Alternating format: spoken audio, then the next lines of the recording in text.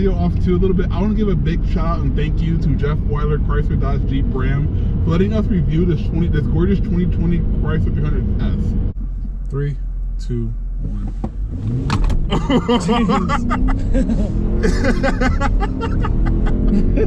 Oh my god. I'm gonna just put my seatbelt on real quick. Oh, damn. What's up, guys? Welcome back to another video from Evolutions. So today we are driving a 2020 Chrysler 300S with the almighty 5.7 Hemi V8, and both Koshman and I love this car. Actually, it's for the price and anything else, it's actually pretty good. Yes, I agree. So, beginning with statistics, kind of, this thing pulls 363 horsepower and 395 pound-foot of torque. Yep. It uses every single ounce of 363 horsepower, I think. I mean, because it puts you in your seat, and I wasn't exaggerating, throwing my head back. I wasn't doing that. It was astonishing how well this 300S picks up. For being a heavy car, it weighs 4,013 pounds, and, you know, thinking of weight compared to most vehicles, this is pretty heavy, and it can still move 0 to 60 in what, 5.6 seconds? Yep, roughly. Yep. Roughly, you know. I mean, it just it actually handles pretty well for being such a heavy and big car, like a boat basically. Yeah. It doesn't have as much body roll. No, it doesn't. You know, and it's not as stiff and as cornering wise, ability wise, it's not as good as the Charger for last week we drove. Right. But for being such a big luxury car, yeah, it honestly is for the price. It honestly blows me away. To be completely honest with you, it was $46,000. $46,000. Yeah, I said pounds. We're not in UK. At Jeremy Clarkson, Richard Hammond, and James May. Right. But yeah, $46,000. You get quite the bit of features. Mm-hmm. You know, so comfortability of this vehicle, the suspension, it's kind of stiff if you really want to kind of feel into it a little bit. It's got more of a rigid feel, that's why it doesn't body roll as much, but it does drive pretty sturdy. It has a really good sense of stability, and I mean, if you decide to just let go of that brake and just punch it, those rear wheels will spin. This rear wheel drive, I think it definitely drives better than that Charger we drove. Yeah. Now's the Daytona. I'm just gonna real quick here.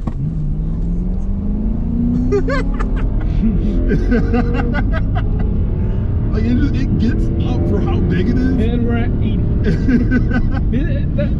It's pretty quick for being a big car. We did 80 in Mexico. I just want to add that. We are in Mexico right now. All right.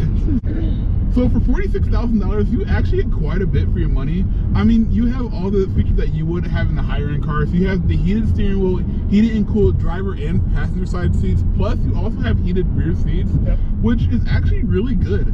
And I mean, as far as, you know, looking at other features of it too, you also have this gorgeous panoramic moonroof right here, and I actually love it.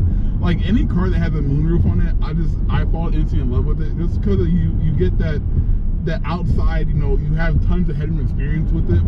And I mean, and again, looking at more of it, you have, you know, the Chrysler's system, right? The infotainment system, you know, touchscreen, 8.4 inches. You also have both a digital and a analog instrument cluster, and I'll go over that in the future here too. You know, talk to you more about, you know, how to use it in depth and everything else.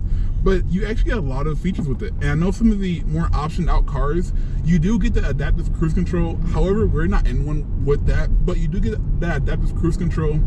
And you also do get, you know, the blind spot assistance. You do get the, you know, automatic braking. Automatic braking, as well as the 360 parking sensors, which is not that bad whatsoever.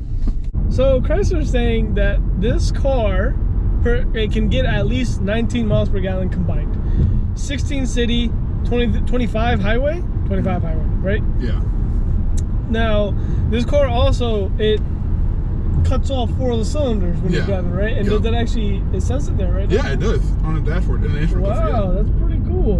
And so, I mean, actually, so I guess continue on to like gas mileage wise. The entire time I've been averaging roughly, like I've been having, you know, current MPGs of roughly between like 25 and 27, sometimes 30 miles a gallon. So I mean, it actually gets very good gas mileage for the kind of motor it has. Yeah. I mean, you get the fun out of it. You get yeah. both a V8, you get the raw power, and you also get 4 cylinders cut off to where you can get full economy. Yeah. You know that. Economical drive. Economical drive. Yeah. So going back to the performance also, one of the things that I've had a problem with Dodge recently, like the newer cars, is the brakes are horrible. Like they're horrible. Like if you drive it for a long period of time, or if you drive like you bought it for it, sometimes drive it hard, the brakes get so hot like in a hurry. I mean, you basically can't have fun for too long. So the one thing that I would do is I would change the brakes out.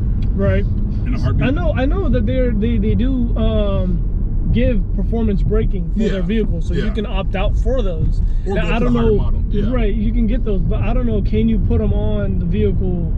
I wouldn't see why not. You know what I mean? Yeah, I wouldn't see why not. I don't know if you can just say, hey, I want a bigger performance braking package or something like that. I want the Brembo. So I don't see why not. But I mean, that's something to look into. Yeah. Oh yeah. You know. But I mean, other than that, like, I mean, this thing doesn't feel. I mean, the plastic kind of feels iffy. Yeah, it sort of feels cheap a little bit. It feels kind of cheap. It's not like a luxury car that I want. I mean, it's very, okay, I will say it's very quiet in the cabin. Yeah. Like, that's very soothing. So if you guys ever want to take this out for a, road trip, it's doable. Like, I mean, mileage wise, and the way that it's comfort and quiet. It's nice in the cabin. See, to me, you also got to look at the price point you're paying for the car. Right. Most higher end cars that have the better, plastics, whatever you want to call it, you're also paying for that.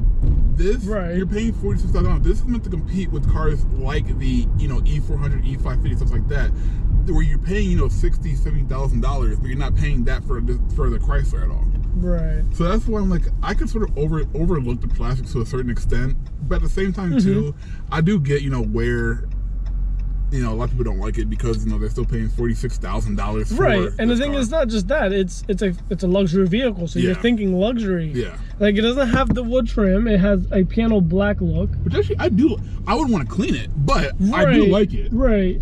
Like, that's the thing though, with the piano black, you have to constantly keep it looking clean. Yeah. And there's people out here that are touchy. Yeah. That want to touch things. They're like, oh, this is kind of nice, but then there's your fingerprints. With the wood trim, it kind of fades away. Like, you'll see people touch it and stuff like that, but it gives it that elegant look. Yeah. Luxury. It gives the feeling of elegance. Again, I mean, it's not bad. Like you said, it is not bad. $46,000. Would I buy one? Maybe. Yes, I would. But I get the SRT8 one, obviously. See, that's what we're talking about. we're more so of car guys. We're more of the feeling of the engine, the raw power. We want everything delivered, right? Yeah. We like that. But we're also looking at the perspective of also just a normal casual car. So that's what I'm saying. With competitors of this kind of vehicle, it's a hard way to describe it, because again, like you said, $46,000, you're getting a good deal. Yeah. So, I feel like, yeah, like you're getting a good deal. Whereas other cars like the E-Class or the BMW 5 Series, those cars, and plus the reliability. Yes. You know what I mean? This would be way more reliable. Yes. Don't you agree? Without a doubt. Like I said, one of my uncles has the 300S RT8, and he dailies it. I think it has 70,000 miles on it. But I mean, he dailies in a heartbeat, and all day long, he's never had a single problem out of it that he's ever told me about, at least. Right. I said I do want to review one. I do want to review his pretty soon. But like I said, he's never had a problem out of it, at least to my knowledge. And I mean, they are long-lasting cars. My stepmom has a regular V6 300, and I mean, she hasn't had any problems with it. She takes care of it too. But like, you don't hear any problems out of the Hemis or out of the Pentastar V6 for that matter. Right. Now I kind of agree with the new transmission, the ZF8 speed. Yeah, now, yes, I do. The fact that it's a torque conventional, torque converter, but it's a conventional transmission. Shifts very smooth and quick. Yes. I like that. Will I prefer, a dual clutch? A dual clutch?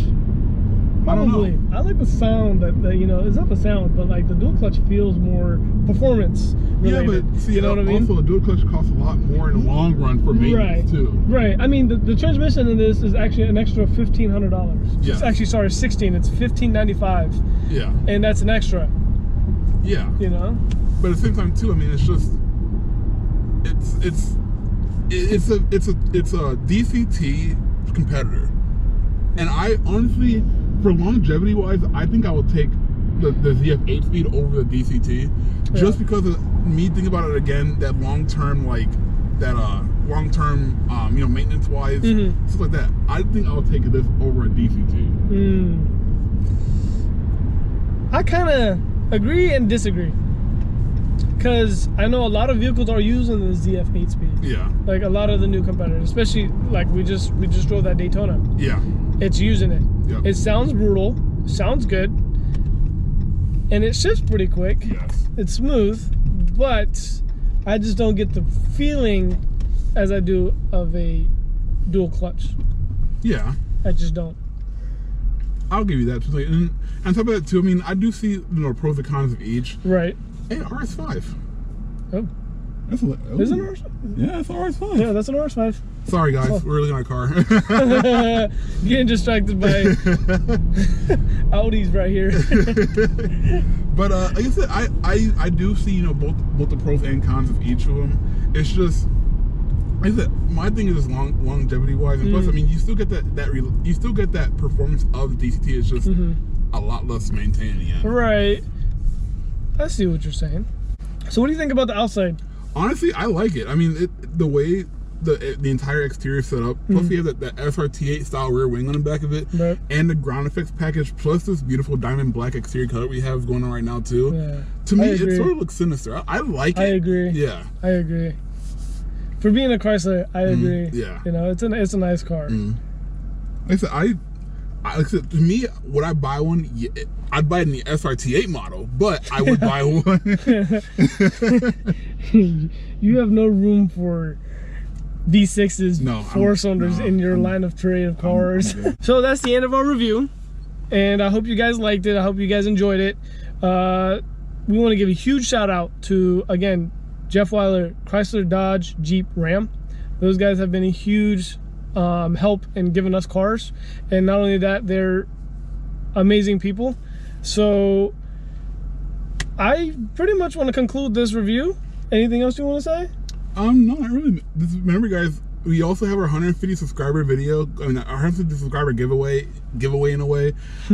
So when we hit 150 subscribers, Kostif and I will invite all of you guys out to Pickerington Pond, not Pickerington Ponds, I'm sorry, Hocking Hills. Hocking Hills. We're gonna start the cruise from Pickerington Ponds.